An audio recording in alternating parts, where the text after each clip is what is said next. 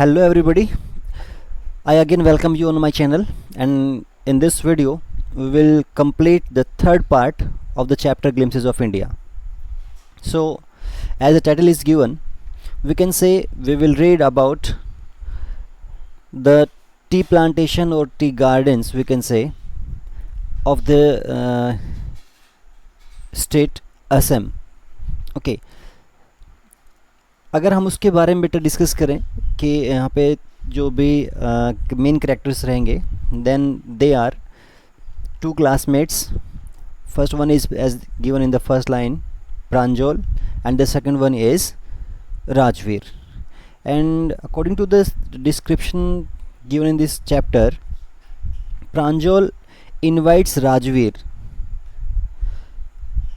and Rajveer goes there.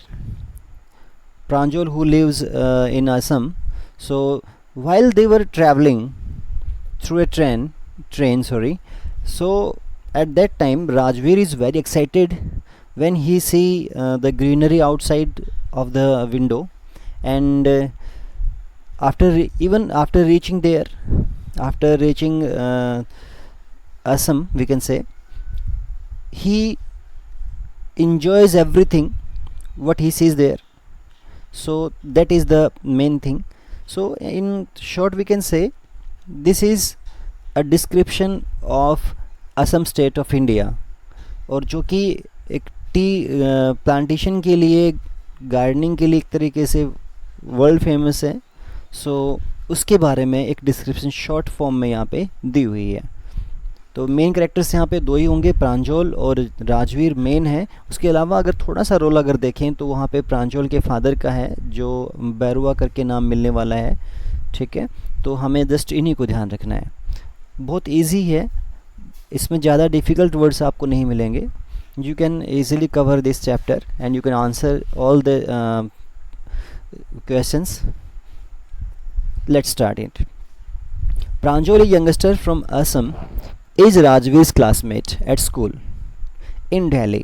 प्रांजल जो है एक यंगस्टर है, कहाँ से है, जो बिलोंग कहाँ से करता है, who belongs to Assam, and is Rajveer's classmate, और वो राजवीर का क्लासमेट है at school in Delhi, और वो दिल्ली में पढ़ते हैं.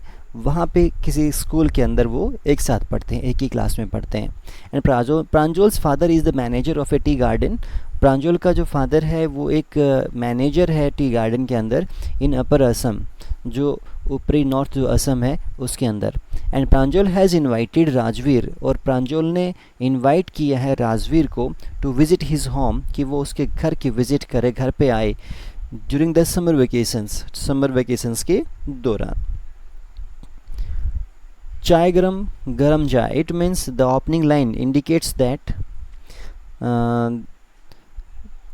the two boys were going to their home during the summer vacations, and when they reached the station, or we can say when they were sitting in a compartment of the train, they heard this type of sound. वहाँ पे एक vendor आता है, चाय बेचने वाला आता है, और वो आके वहाँ पे आवाज़ लगाता है. क्या हुआ वहाँ पे, यू कैन सी, चाय गरम चाय. A vendor called out in A high pitched voice. एक बहुत तेज़ आवाज़ में उसने इस तरह के जो यानी कि वर्ड्स जो थे वो चिल्लाते हुए बोले. He came up to their window and asked, and in the same way जब वो इस तरह चिल्लाते जो है वो उनकी विंडो के पास में भी आता है, एंड आस्क्ड, और वहाँ पे उनकी विंडो के पास आकर उसने पूछा, चाय साहब. It means he asked the two boys whether they are also interested, whether they want to drink some chai. क्या वो कुछ चाय पीना चाहेंगे, चाय पियेंगे या नहीं. Give us 2 cups, प्रांजल said. प्रांजल ने कहा कि हमें 2 कप दे दीजिए. They sipped the steaming hot liquid, और उन्होंने घूंट लेनी शुरू की. Sipped का मतलब होता है घूंट लेना. किस चीज़ की? They started drinking, we can say, the steaming hot liquid. Steaming का मतलब जिसके अंदर से वेपरिंग या भाप जो है निकल रही है. सो ऐसी हॉट जो लिक्विड था वो उन्होंने पीना शुरू किया. Almost everyone in their compartment was drinking tea too. और कहते हैं कि ऑलमोस्ट हर एक बार, क्योंकि अब जो वहाँ पे जो ट्रेन में बैठे हुए हैं उन सभी ने ही कहते हैं कि कंपार्टमेंट जो भी लोग बैठे थे उन सभी ने ही चाय पीनी शुरू की, या everyone was drinking tea there. Do you know that over 80 crore cups of tea are drunk every day throughout the world? Rajveer said. And Rajveer is telling, किससे बता रहे, to Pranjol, who belongs to the area where in fact tea is produced, जहाँ पे वास्तव में T सबसे ज़्यादा एक तरह से प्रोड्यूस की जाती है, उत्पन्न होती है। और उस स्टेट के रहने वाले आदमी को ये जो राजवीर है, जो नॉर्थ इंडिया को से बिलोंग करता है, वो बता रहा है कि चाय की कितनी अहमियत होती है, क्या उसकी प्रोडक्शन होती है, कितनी कंज्यूम होती है ना। बल्कि इसके बारे में ज़्यादा नॉलेज शायद प्रांजल को होगी, लेकिन फिर भी चलो, अब उसने क्या कहा वो देखते हैं। क्या कहा, डू यू नो दैट, क्या तुम जानते हो, ओवर 80 करोड़ कप्स, कि 80 करोड़ कप से भी ज़्यादा जो है चाय के कप जो हैं या चाय पी जाती है एवरी डे, हर दिन, थ्रू आउट द वर्ल्ड, पूरी दुनिया के अंदर, Rajvi said. And then exclaimed Pranjol, Pranjol ने एक्सक्लेम करते हुए, चौंकते हुए कहा, ह्यू। यहाँ पे इसका मतलब क्या होता है, ह्यू का मतलब होता है एक सडन एक्सप्रेशन ऑफ अमेजमेंट, एक तरह से चौंकने की एक फीलिंग जो होती है, उस सेंस में इसको बोला जाता है। तो उसने बोला, whew, tea really is very popular. अच्छा, फिर तो भाई चाय वास्तव में बड़ी फेमस है, पॉपुलर है। The train pulled out of the station and then slowly the train started moving from that station, it means. And Pranjol buried his nose in his detective book again. और जो प्रांजोल था, ही अगेन एनग्रोस्ड, ENGROSSED जो हम word लिखते हैं, engrossed का मतलब होता है किसी चीज़ में खोए होना, है ना। तो वो वापस खो गया किसके अंदर, अपनी उस डिटेक्टिव बुक के अंदर। He started reading that book again.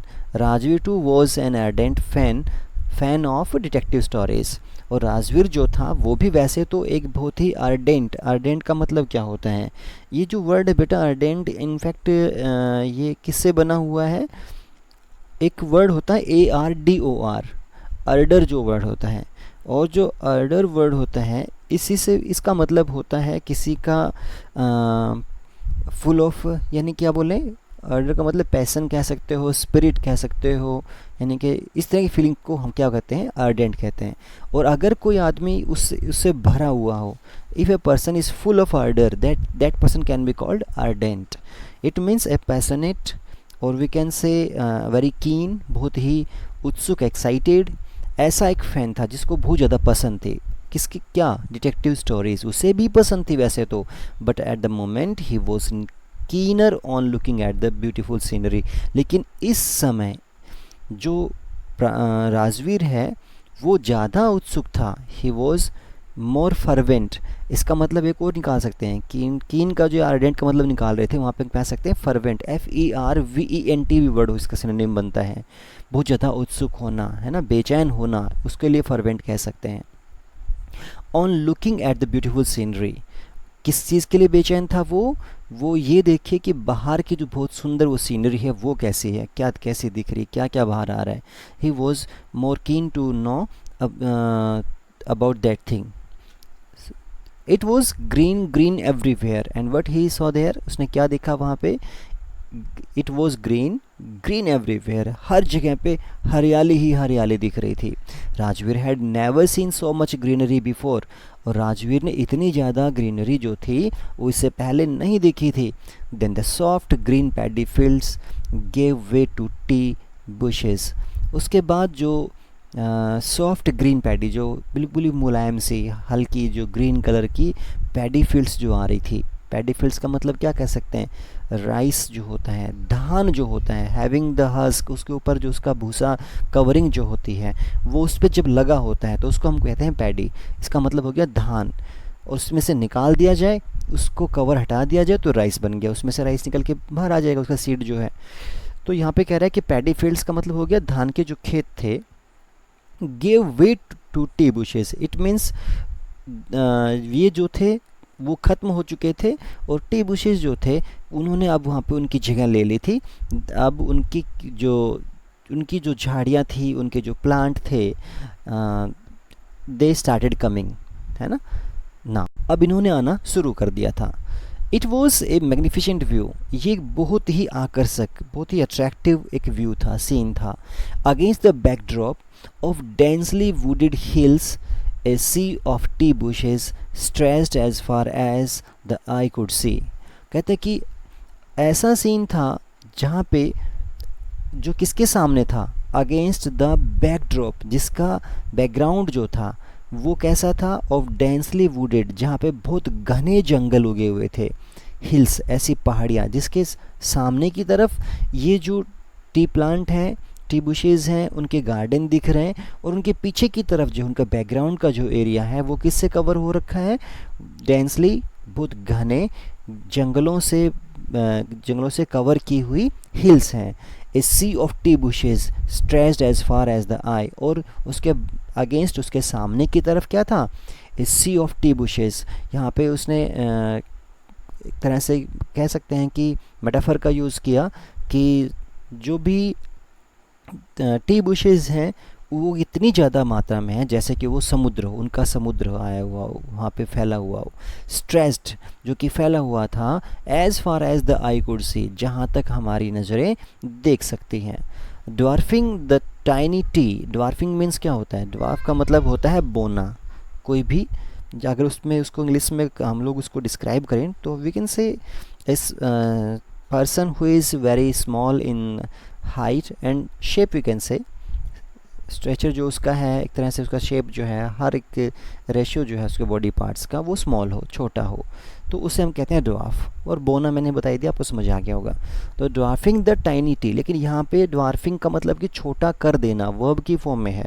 इसका मतलब टू मेक अपीयर स्मॉलर, किसी चीज़ का और छोटा दिखाना, यानी कि उसको उस फॉर्म में कन्वर्ट करना कि वो छोटी दिखने लगे, तो ऐसा कर देना। ड्वार्फिंग द टाइनी टी, कि जो छोटे जो टी के प्लांट्स हैं उन्हें और छोटा कर दिया गया।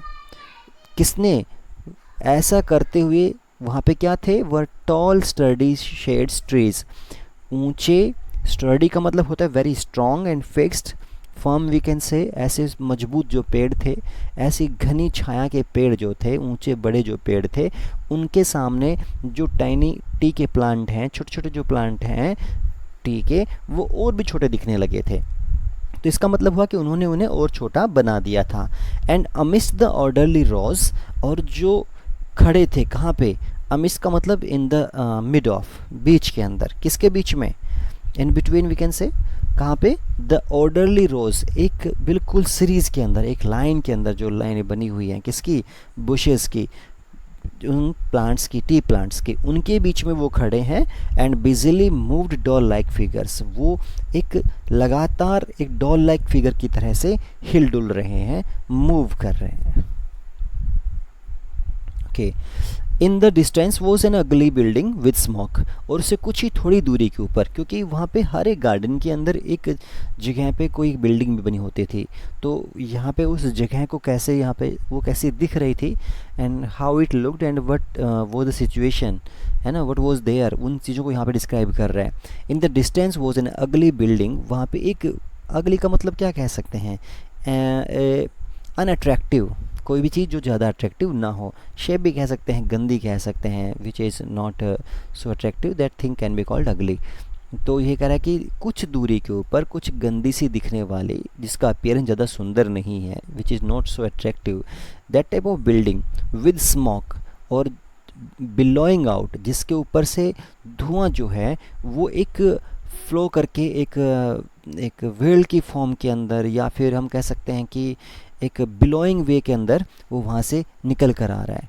आउट ऑफ टॉल चिमनीज़, बड़ी ऊंची ऊंची चिमनीज़ के थ्रू उनका स्मोक जो है, धुआं जो है, वो गुब्बारे की फॉर्म में या फिर एक इस तरह की वेव्स की फॉर्म में वो निकल कर जा रहा है। या अगर बिलोइंग का वर्ड, इसका अगर सिनोनिम हम लोग फाइंड आउट करने की कोशिश करें तो then we can say puffing, PUFFING, है ना, ऐसा। Hey a tea garden, Rajvir cried, तभी राजवीर चिल्लाया, क्या कहता है, हे देखिए एक टी गार्डन है। Rajveer cried excitedly, because he had not seen that type of gardens और एरियाज बिफोर दैट टाइम। उससे पहले उसने नहीं देखा होगा, सो दैट्स द रीज़न, वही कारण है कि वो इस तरह से बहुत एक्साइटेडली चिल्लाता है वहाँ पे. And Pranjal who was usual of all those things, वो इन चीज़ों के लिए उसे कोई नॉर्मल उसे फील हो रहा था, कोई बड़ी चीज़ उसके लिए नहीं थी, वो सब कुछ नया नहीं था. Pranjal who had been worn and brought up, okay, plantation did not share Rajvir's excitement, क्योंकि Pranjal who had been born and brought up, जो कि जिसका जन्म हुआ था और जो पला बढ़ा था कहाँ पे, ऑन ए प्लांटेशन, इस तरह के ही किसी गार्डन के आसपास, उसमें ही, डिडंट शेयर राजवीर्स एक्साइटमेंट, उसने उसकी तरफ कोई ध्यान नहीं दिया, उसने उसकी तरफ कोई भी उसकी तरफ उसने कोई नोटिस नहीं किया. Oh this is A T country now he said, अब राजवीर खुद ही बोल रहे हैं कि अरे अच्छा ये तो एक टी कंट्री जो है उसमें कन्वर्ट हो गया, अभी टी एरिया जो है उसमें कन्वर्ट हो गया है. He said, Assam has the largest concentration of plantations in the world. And he says, तभी वो कहता है कि असम जो है has the largest concentration, उसके अंदर सबसे ज़्यादा कंसंट्रेशन ऑफ प्लांटेशन का मतलब सबसे ज़्यादा घने, सबसे ज़्यादा मात्रा में, वैकेंसीज ज़्यादा नंबर के अंदर प्लांटेशंस हैं, ऐसे बाग हैं, ऐसे गार्डन हैं, ऐसे प्लेसेस हैं इन द वर्ल्ड, संसार के अंदर ही.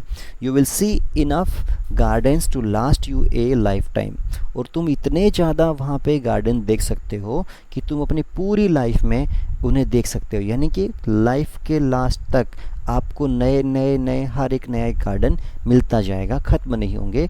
दे are in so much, we can say they are, वो इतने ज़्यादा लार्ज नंबर में हैं. We can say I have been reading as much as I could about tea, और तभी I have been reading as much as I could about tea, Rajveer said. Rajveer कहता है कि I have been reading as much as, कहता है कि मैं अभी तक पढ़ रहा था जितना हो सकता था उतना, as I could, जितना मैं कर सकता था, about tea, चाय के बारे में राजवीर ने बताया. and no one really knows, और वास्तव में कोई नहीं जानता, who discovered tea, किसने चाय को डिस्कवर किया, किसने चाय को खोजा. no one really knows who discovered tea but there are many legends, कहते हैं वास्तव में कोई नहीं जानता कि चाय की खोज किसने की, लेकिन यहाँ पे बहुत सारी लेजेंड्स का मतलब होता है कोई भी शॉर्ट ओरल स्टोरी जो कि किसी की सुनी हुई होती हैं, केवल बोल कर एक दूसरे को सुनाई जाती हैं. And in short we can say दो stories which are pass on to one generation from the other, जो एक दूसरे को, यानी कि जो किसी दादाजी ने या दादी जी ने अपने जो बच्चे हैं या पोते हैं उनको सुना दी हो, और फिर वो वहाँ से आगे पास होने इसी तरीके से होती रहती है एक सीरीज़ के अंदर. तो इस तरह की कहानियाँ जिनका कोई भी एक ओरिजिन का पता नहीं होता कि कहाँ से शुरू हुई वास्तव में देखा जाए, और उनकी ऑथेंटिसिटी जो एक तरह से जो होती है ऑथेंटिक नहीं होती, उन चीज़ों कोई भी प्रूफ नहीं होते, इस तरह की कहानियों को हम क्या कहते हैं, लेजेंड्स कहते हैं. व्हाट लेजेंड्स, भाई कौन सी कहानियाँ, किस तरह की कहानियाँ. well there is the one about the Chinese emperor. okay then he started telling one of them, उसने एक को उससे बताना शुरू किया. one about the Chinese emperor who always boiled water before drinking it. एक तो एक चाइनीज़ एम्पर के बारे में है जो हमेशा वाटर बॉयल किया करता था बिफोर ड्रिंकिंग इट, इसे पीने से पहले. one day a few leaves of the twigs burning under the pot fell into the water.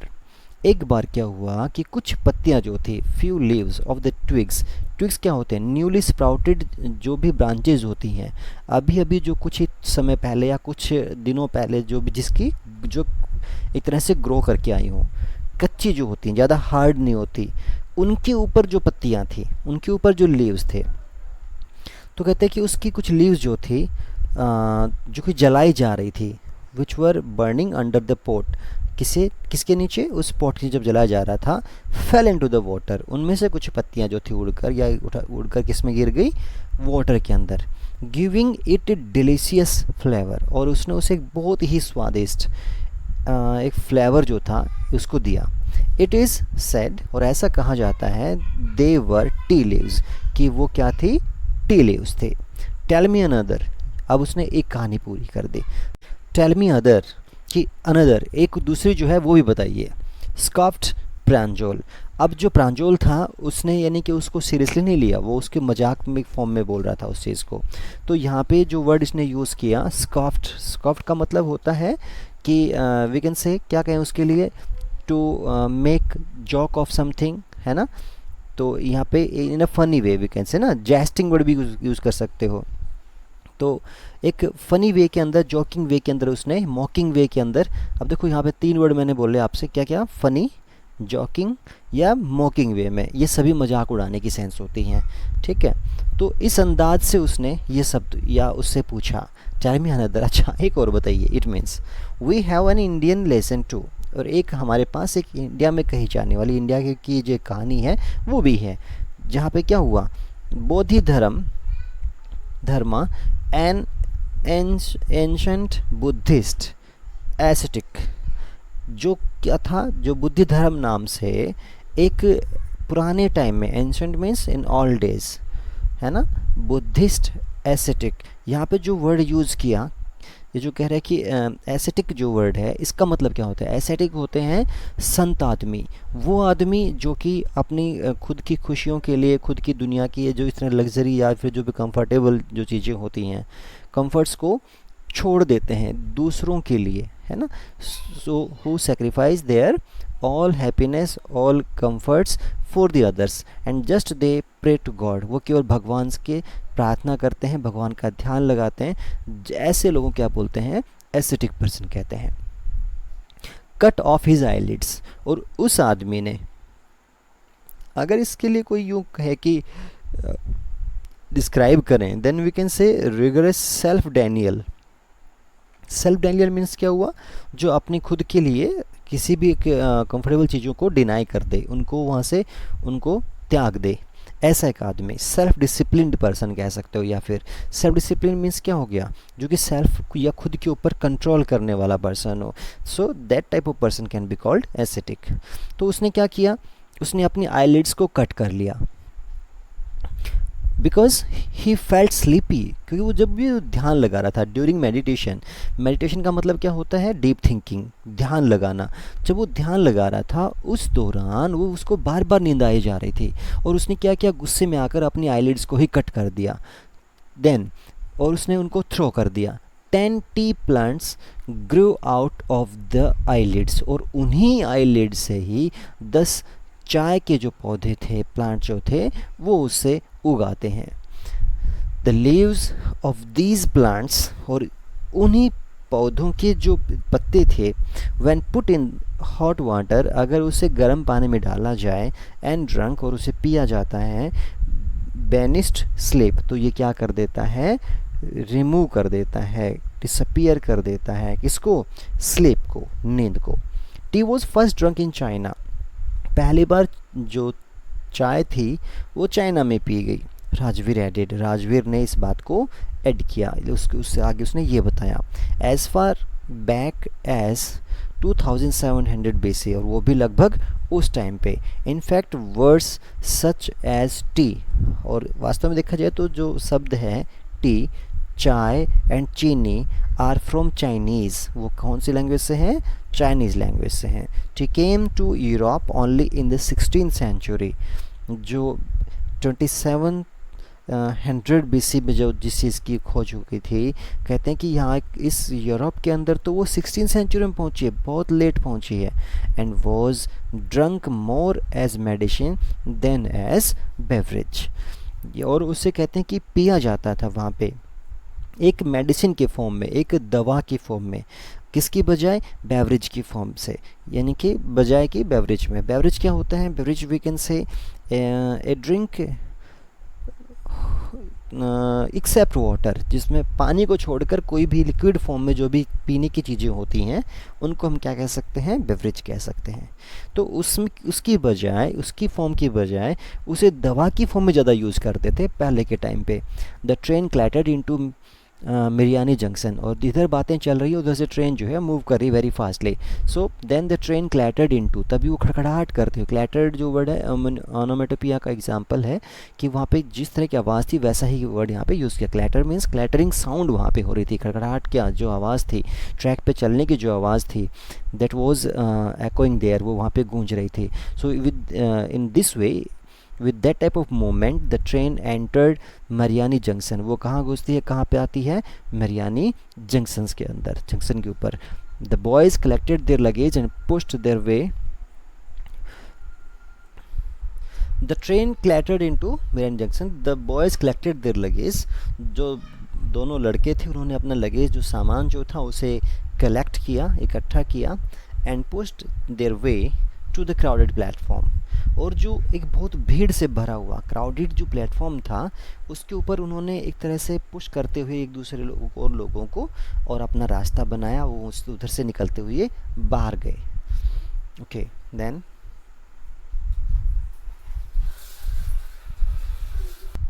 प्रांजोल्स parents were waiting for them. Pranjol के जो पेरेंट्स थे वो उनका इंतज़ार कर रहे थे. Soon they were driving towards the Dhekiabari. तो कहते हैं कि और जल्द ही वो गाड़ी से जा रहे थे, किधर जा रहे थे, टुवर्ड्स ढेकियाबारी. ढेकियाबारी नाम से कोई जगह है, they were going towards that. The tea garden, और जो कि क्या था, टी गार्डन था, मैनेज्ड बाय प्रांजोल्स फादर. ये उसका नाम था, किसका, उस टी गार्डन का जो कि प्रांजोल के फादर द्वारा मैनेज किया जा रहा था. An hour later the car weird sharply of the main road. 1 घंटे चलने के बाद में जो कार थी, वियर्ड मीन्स टर्न्ड सडनली, एकदम से मुड़ जाती है, शार्पली पूरा टर्न लेती है, ऑफ द मेन रोड यानी कि मेन रोड से टर्न करते हुए नीचे उतरती है. दे क्रॉस्ड एक कैटल ब्रिज, उन्होंने फिर एक कैटल ब्रिज को क्रॉस किया. एंड कैटल ब्रिज जो नाम दिया हुआ है, that is a bridge which is built to stop the cattle. जो पशु हैं उन्हें कंट्रोल करने के लिए, उन्हें रोकने के लिए यूज़ किया जाता है, क्योंकि इसके ऊपर से जो कैटल होते हैं वो एक तरह से वॉक नहीं कर सकते, उस पर चल नहीं सकते हैं. उसके ऊपर पैरेलली कुछ जो आयरन या मेटल के जो बार्स होते हैं, सरिये वगैरह जो होते हैं, पाइप वगैरह जो होते हैं वो लगे होते हैं. उसके ऊपर कैटल अगर आएगा तो उसका पैर उसमें फंस जाएगा, उस पर चल ही नहीं पाएगा. That's why they are use to keep the cattle away from that type of garden. उनको वहाँ से दूर रखने के लिए उसे इस्तेमाल किया जाता है. ये ऐसे ब्रिज लगाए जाते हैं, बनाए जाते हैं. उसके ऊपर केवल या तो फिर जो पेडेस्ट्रियंस होते हैं, पैदल चलने वाले लोग हों, या फिर व्हीकल्स जो होते हैं, only just they can move on that, वो उसी पे वही केवल मूव कर सकते हैं. And crossing that type of bridge and they entered Dhekiabari T state. तभी उन्होंने उस ढेकियाबारी टी स्टेट के अंदर एंट्री की.